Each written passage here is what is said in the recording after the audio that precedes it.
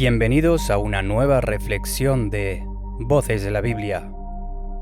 Mi nombre es Elvin. ¿Sabes cuál es uno de los mayores peligros del creyente maduro?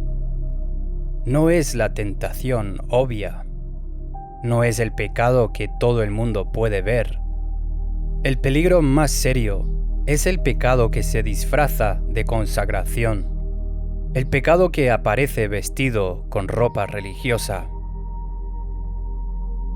Y para hablar de eso, Dios nos lleva hoy a una escena que ocurrió en los primeros días de la iglesia. Una escena que la mayoría no quiere predicar. ¿Por qué? Porque incomoda. Una escena que involucra a dos personas cuya historia termina de manera devastadora. Se llamaban Anías y Zafira. Leemos en Hechos 5, versículos 1 y 2.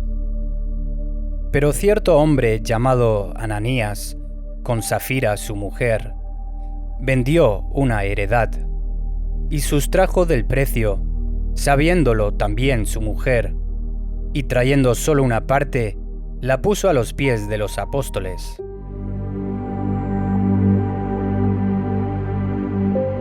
Hermanos, veamos un poquito el contexto. Imagínate esto. La iglesia primitiva está en su momento más glorioso. Acababan de recibir el Espíritu Santo en el Pentecostés.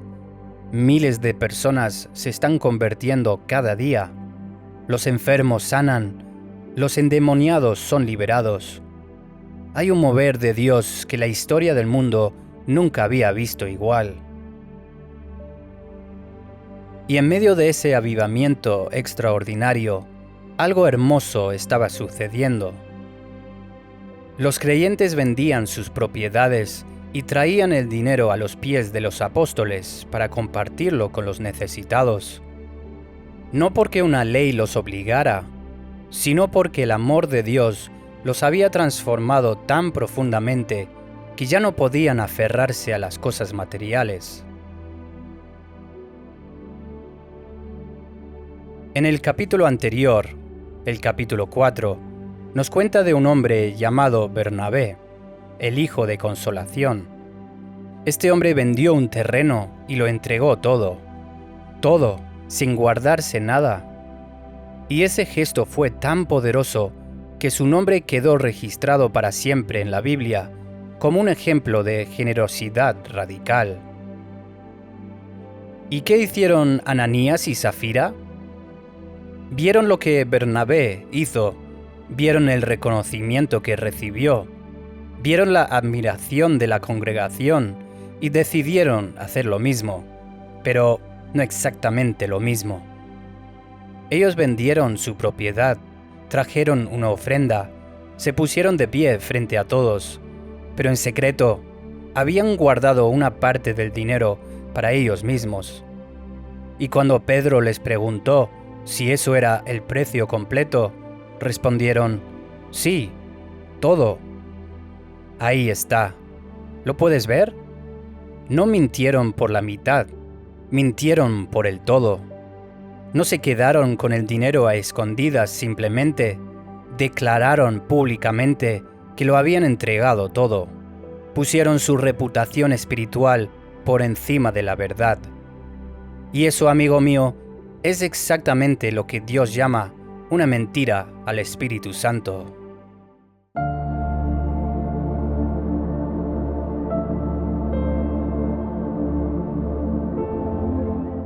El pecado que nadie cree tener. Ahora detente un momento. Antes de juzgar a Ananías y Zafira, necesito hacerte una pregunta directa. ¿Nunca has hecho algo similar? ¿Nunca has dejado que la gente pensara que eras más espiritual de lo que realmente eres? ¿Nunca has cantado en adoración con la boca mientras tu corazón estaba completamente en otro lugar? ¿Nunca has dado una ofrenda para ser visto, para que alguien lo notara? Porque si somos honestos, y aquí necesitamos serlo, la tentación de Ananías y Zafira no es una tentación antigua. Es una tentación del siglo XXI. Es La tentación de las redes sociales, donde mostramos nuestra vida cristiana editada, filtrada, seleccionada para aparecer como los creyentes perfectos que no somos en realidad. Queridos oyentes, ¿y sabes cuál es la parte más peligrosa de todo esto? El pecado de Ananías y Safira no era la codicia, no era simplemente haber guardado dinero. Después de todo, Pedro les deja muy claro algo importante. ¿No era tuyo antes de venderlo? ¿Y después de venderlo, no podías hacer con el dinero lo que quisieras? La propiedad era de ellos. Podían guardar todo el dinero y nadie les hubiera dicho nada. Pero mira lo que dice en Hechos 5, versículo 3.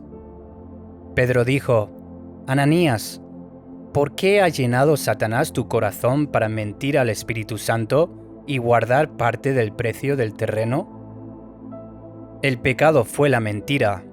El pecado fue la hipocresía. El pecado fue usar la apariencia de espiritualidad para obtener algo que no merecían: la reputación, la admiración, el reconocimiento de otros creyentes. Hermanos, aquí llega uno de los principios espirituales más importantes que necesitas grabar en tu corazón hoy. Escúchalo bien. El pecado nunca es solo un asunto entre tú y otra persona. Todo pecado, en su raíz más profunda, es un acto de rebelión contra Dios. Y cuando ese pecado involucra al Espíritu Santo directamente, las consecuencias son de una gravedad que pocas personas en la iglesia hoy están dispuestos a reconocer. Pedro lo dice sin rodeos: mentiste al Espíritu Santo, no a los apóstoles, no a la congregación, al Espíritu de Dios, al mismo Espíritu que te da vida, al mismo Espíritu que intercede por ti. Le miraste a los ojos, si es que podemos usar esa imagen, y le dijiste una mentira.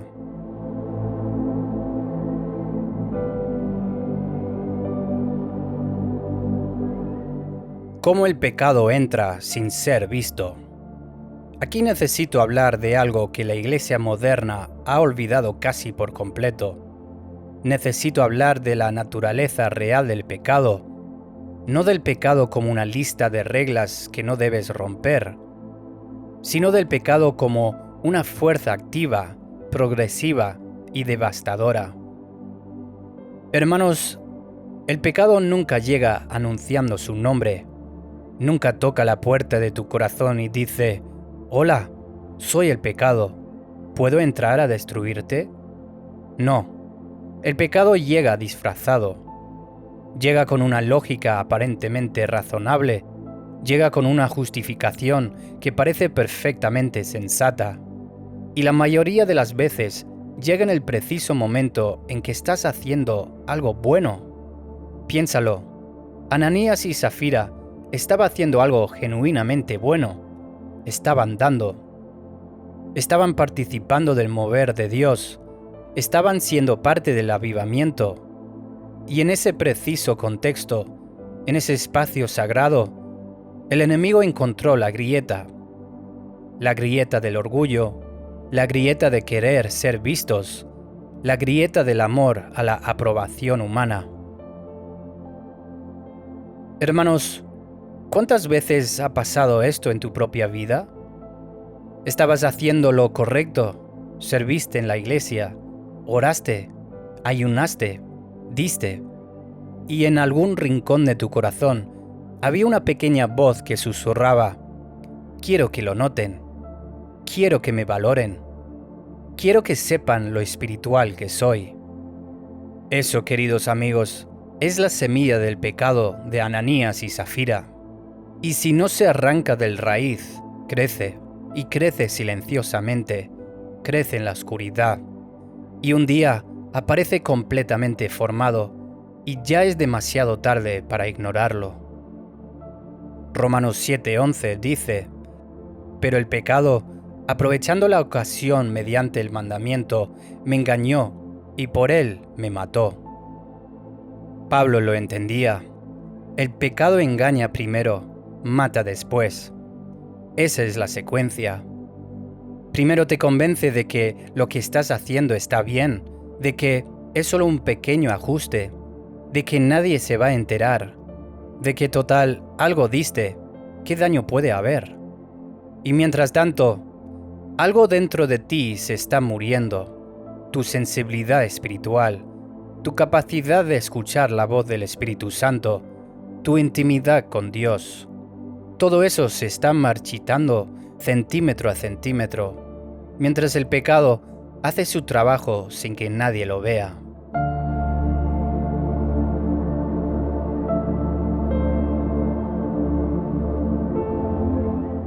Cuando Dios no puede ser burlado. Y entonces llegamos al momento más difícil de este texto, el momento que hace que muchos predicadores cambien de tema, el momento que la iglesia del siglo XXI prefiere no discutir porque nos incomoda profundamente. Ananías cayó muerto, Safira cayó muerta, los dos, en el mismo día, delante de toda la congregación.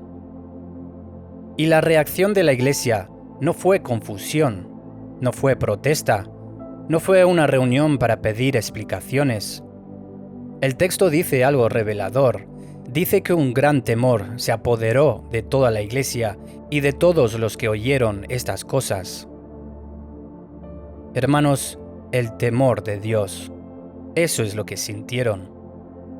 No miedo, pánico, sino el profundo, solemne, transformador temor de quien comprende de repente que Dios es completamente santo y que el pecado tiene un costo real. Queridos oyentes, ¿sabes que hemos perdido en buena parte de la iglesia contemporánea? Precisamente eso, el temor de Dios. Hemos construido una teología tan enfocada en la gracia, y la gracia es real, hermoso y necesaria, pero tan desequilibrada que hemos terminado con iglesias que no tienen ningún sentido real de la santidad de Dios. Escuche bien, el Dios que es amor también es fuego consumidor.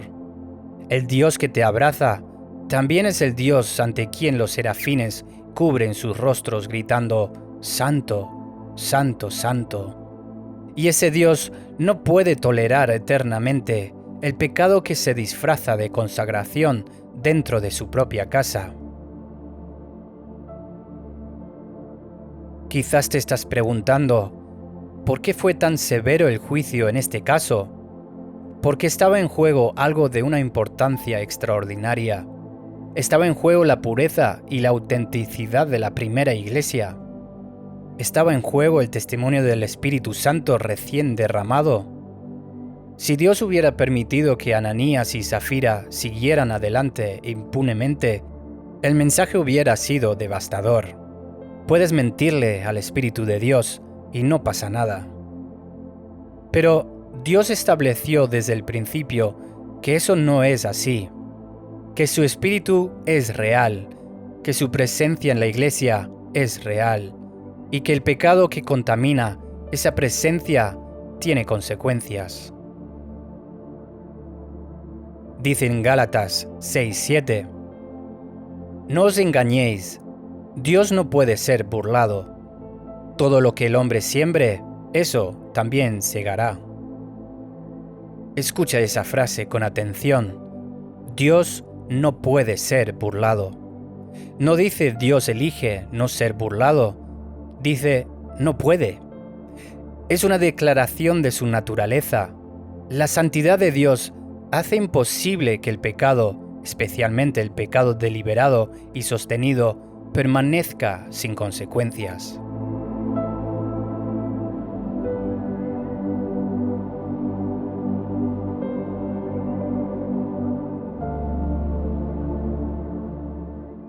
El pecado en la iglesia de hoy.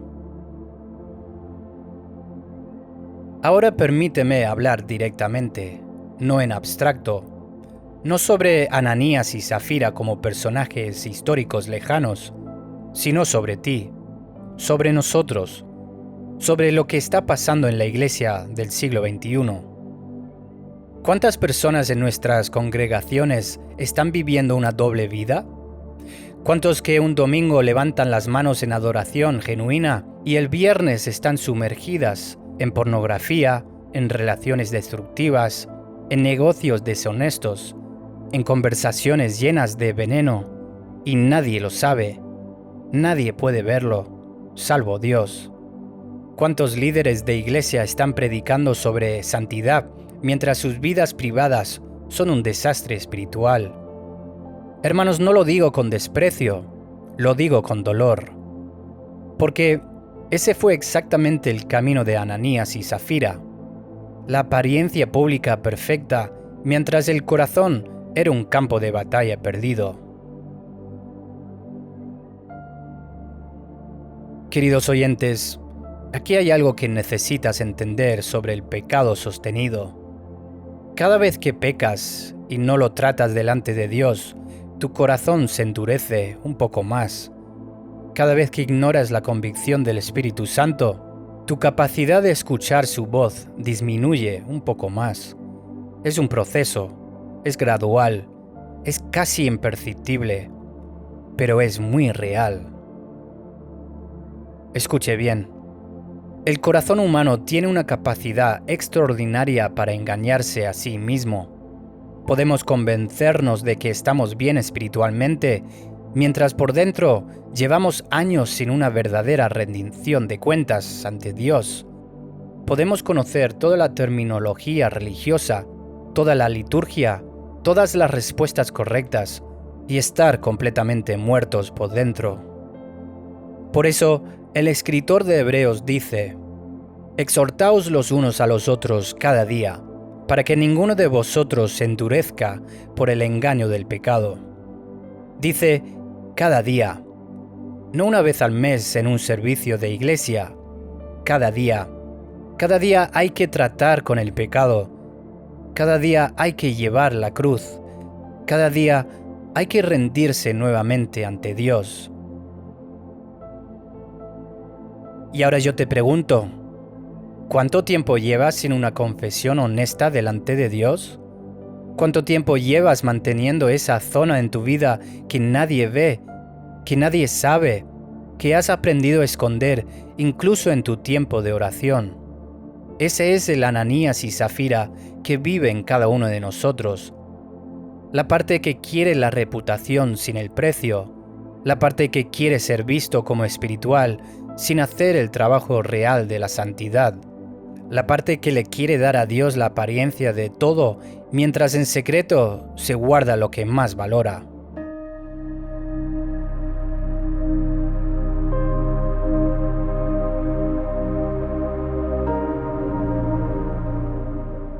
El camino de regreso. Queridos oyentes, necesito decirte algo que es la razón por lo que la Biblia existe. Hay un camino de regreso. Siempre hay un camino de regreso mientras estás vivo. La historia de Ananías y Zafira es una advertencia. Pero el Nuevo Testamento está lleno de personas que hicieron cosas terribles y encontraron la gracia de Dios. Por ejemplo, Pedro negó a Jesús 3 veces y Jesús lo restauró completamente. El apóstol Pablo fue un perseguidor de la iglesia que participó en la muerte de Esteban, y Dios lo convirtió en un instrumento de predicación más poderoso de la historia cristiana. La diferencia entre ellos y Ananías y Zafira no fue la magnitud del pecado, fue la respuesta al pecado. Pedro lloró amargamente, se quebrantó, se humilló delante de Dios. Ananías y Zafira mintieron hasta el final. Escuche este versículo en 1 de Juan 1:9. Si confesamos nuestros pecados, Él es fiel y justo para perdonar nuestros pecados y limpiarnos de toda maldad. La palabra que necesitas hoy puede ser solo una: confesión. No la confesión ritual vacía que repites como una fórmula. La confesión genuina, dolorosa, honesta que viene de un corazón que finalmente deja de prender y se pone delante de Dios diciendo: aquí estoy, con todo lo que soy. con todo lo que no soy, con todo lo que he escondido, aquí estoy. Hermanos, ese es el primer paso de regreso, y Dios, que es fiel y justo, que no puede ser burlado, pero tampoco puede ignorar un corazón quebrantado y contrito, ese Dios corre a tu encuentro.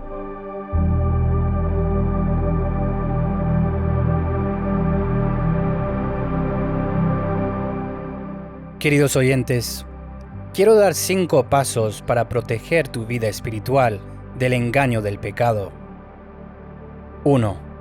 Practica la confesión diaria y específica. No una oración genérica de «perdóname por todos mis pecados». Siéntate delante de Dios cada día y nombrarlos. Específicamente, Señor, hoy mentí en esta situación. Hoy actué motivado por el orgullo en ese momento. Hoy guardé para mí lo que debía darte a ti. Ser específicos en la confesión rompe el poder del autoengaño. Cuando nombras el pecado, quitas la máscara. Y lo bueno es que Dios puede trabajar con un corazón sin máscara. 2. Busca redención de cuentas real con alguien de confianza. Ananías y Zafira tomaron la decisión juntos, en secreto, sin que nadie externo pudieran hablar a sus vidas. Eso es letal. Necesitas al menos una persona en tu vida, un amigo espiritual, un pastor, un hermano maduro, ante quien puedas ser completamente honesto. No para que te juzgue, sino para que el pecado no pueda operar en la oscuridad. La transparencia cura, pero el secreto mata.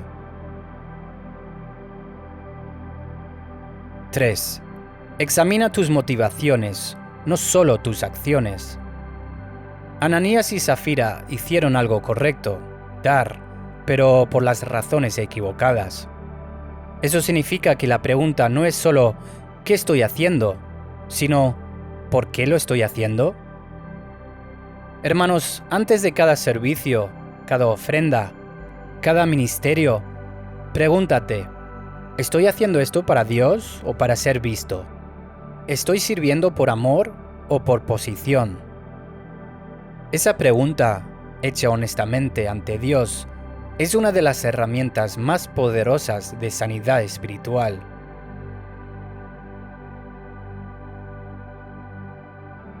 4. Cultiva el temor de Dios como disciplina espiritual. El temor de Dios no es terror irracional, es el reconocimiento profundo y constante de que estás viviendo tu vida delante de alguien que lo ve todo, que es completamente santo y que, al mismo tiempo, te ama, y te ama con un amor infinito. Practica la presencia de Dios durante el día. Recuerda que cada pensamiento, cada decisión, cada momento de tu vida ocurre delante de Él. Hermanos, eso no es carga, es protección. El que vive conscientemente de la mirada de Dios no puede vivir en engaño por mucho tiempo. Y 5. Trata el pecado inmediatamente, no mañana. Cada día que pasa sin tratar el pecado es un día en que su raíz se hace más profunda. No esperes al domingo, no esperes a que pase la vergüenza, no esperes a sentirte listo. El momento en que el Espíritu Santo convence tu corazón, ese momento preciso, es el momento para actuar. Levántate, ve a un lugar de oración y pon ese pecado delante de Dios. Hoy, no mañana, hoy.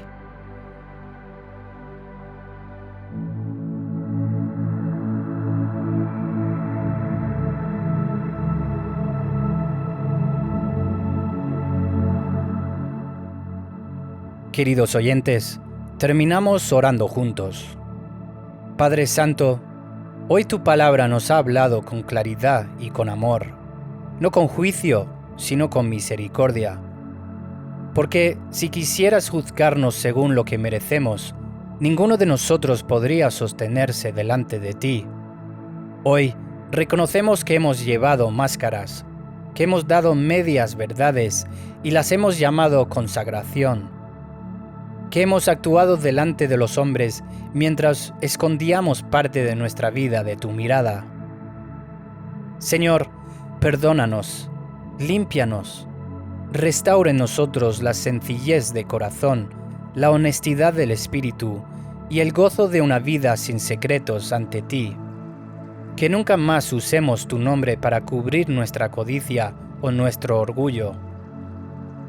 Señor, renueva el temor de tu nombre, no el temor que paraliza, sino el que santifica, el que nos hace vivir cada día como lo que somos, hijos tuyos, comprados a precio de sangre, llamados a vivir en la luz como tú eres la luz. En el nombre de Jesús, el único que nunca mintió, el único perfectamente santo. Amén. Recordamos el versículo en Santiago 4:8. Acercaos a Dios, y Él se acercará a vosotros. Pecadores, limpiad las manos, y vosotros los de doble ánimo, purificar vuestros corazones. Muchas gracias por escuchar esta reflexión. Mi nombre es Elvin. Nos vemos en el siguiente programa de Voces de la Biblia.